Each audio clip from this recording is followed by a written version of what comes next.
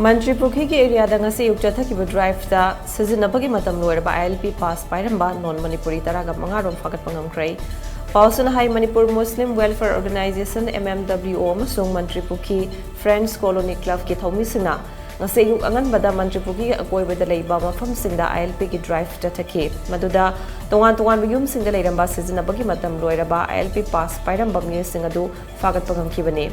Tungda hingang pulis na pau piraba matung Phagalaba non-Manipuri singadu makata ba ain riba thabak ilokhat na ba sinaki amaromda LP ki drive asi makata na atay mafam singdasu mapam singadugi club organization singa punduna chathaki gani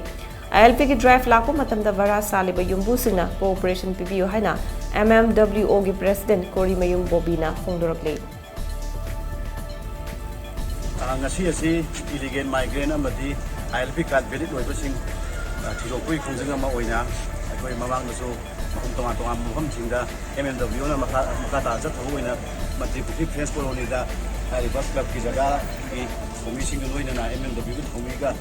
Loinaga, very loibasing Tirokui Sawamada, New Amaro, I would be documenting Matam Loiraga,